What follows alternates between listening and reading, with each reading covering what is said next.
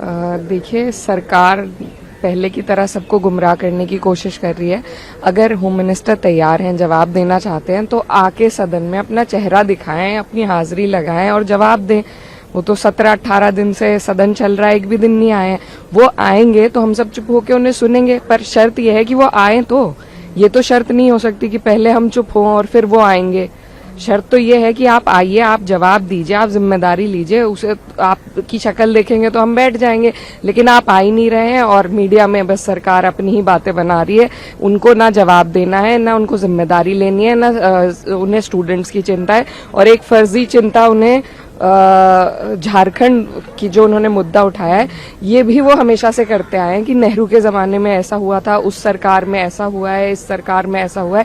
देश की राजधानी में अगर पैलेट गन्स चली हैं तो ये हमारे लिए सबसे शर्मनाक चीज है। देश की राजधानी में अगर इतना अत्याचार बच्चों पर हुआ है तो बाकी जगहों पे तो हाल और बदतर होना ही है।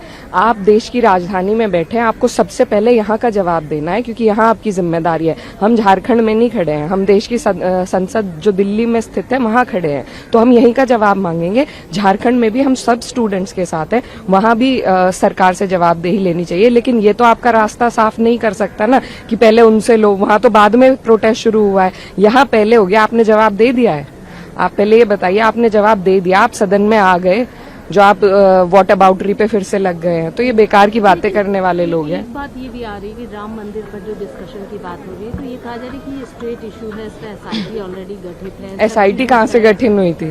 जो तमाम सारे जो यूपी सरकार तमाम जो बिंदुओं को देख रही है इस पूरे मुद्दे पर। देखिए, एसआईटी का गठन तो जी, एसआईटी का गठन सेंटर से हुआ था। एसआईटी से पहले भी जो ट्रस्ट बना था उसका गठन सेंटर ने किया है।